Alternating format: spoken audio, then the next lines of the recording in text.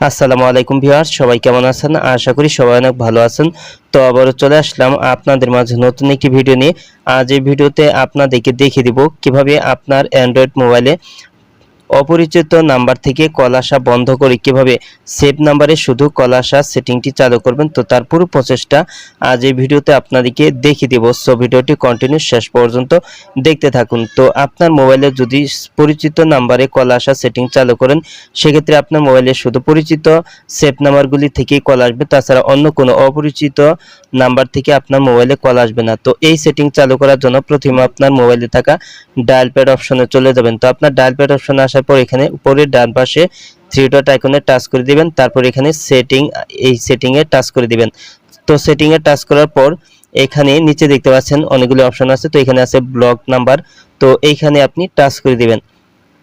তো block number setting এ touch করার পর এখানে দেখতে পাচ্ছেন আননোন, তো দেখতে পাচ্ছেন এখানে আছে ব্লক কল।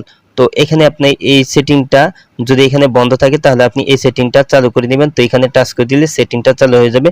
তো সেটিংটা চালু হলে আপনার মোবাইলে যে নাম্বারগুলি শুধু আপনি সেভ করে রেখেছেন, শুধু সেইগুলি নাম্বার থেকে শুধু আপনার মোবাইলে কল আসবে, তাছাড়া অন্য কোনো অপরিচিত নাম্বার থেকে কল আসবে না।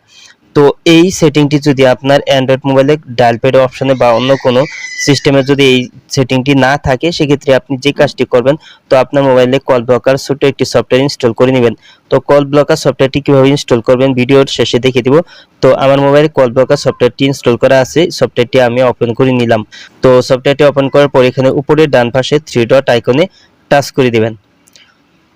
তো উপরে থ্রি ডট আইকনে টাচ করার পর আপনি এখানে অনেকগুলো অপশন দেখতে পারবেন।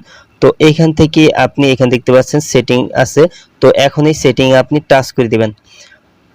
তো সেটিং এ টাচ করার পর আপনার এখানে দেখতে পাচ্ছেন কল ব্লকার। তো এই সেটিংটা আপনার বন্ধ থাকলে এই সেটিংটা আপনি চালু করে নেবেন। তো চালু করার পর আপনার এখানে দেখতে পাচ্ছেন ব্লক মোড। তো এখানে আপনার ব্লক মোড এই সেটিংটা উপর আপনি টাচ করে দিবেন। তো সেটিংটার উপর টাচ করার পর এইখানে দেখতে পাচ্ছেন এখানে দেখতে পাচ্ছেন ব্লক আননোন নাম্বার। তো আপনি এই সেটিংটার উপর আপনি টাচ করে দিবেন।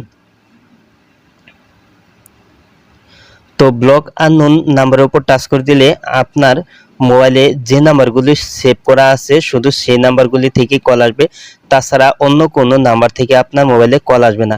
তো এখন দেখিয়ে দিব আপনার মোবাইলে কল ব্লকার সফটওয়্যারটি কিভাবে ইনস্টল করবেন।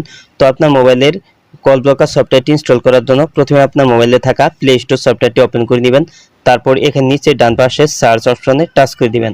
তারপর এখানে উপরে সার্চ বারে টাচ করে দিবেন। তারপর এখানে আপনি কল ব্লকার লিখে সার্চ করবেন।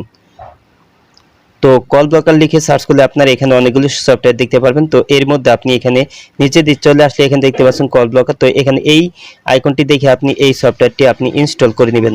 তো সফটওয়্যারটি ইনস্টল করার পর আপনি সফটওয়্যারটি ওপেন করে আপনার সেটিংগুলি করার মাধ্যমে কিন্তু আপনার অ্যান্ড্রয়েড মোবাইলে অপরিচিত নাম্বার থেকে কল আসা কিন্তু আপনি একদম বন্ধ করে দিতে পারবেন।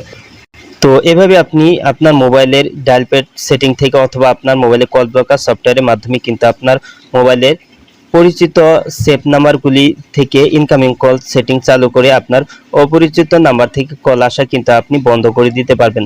তো আজ এই ছিল ভিডিওটি শেষ পর্যন্ত দেখার জন্য আপনাকে অসংখ্য ধন্যবাদ। ভিডিওটিতে অবশ্যই লাইক কমেন্ট করবেন।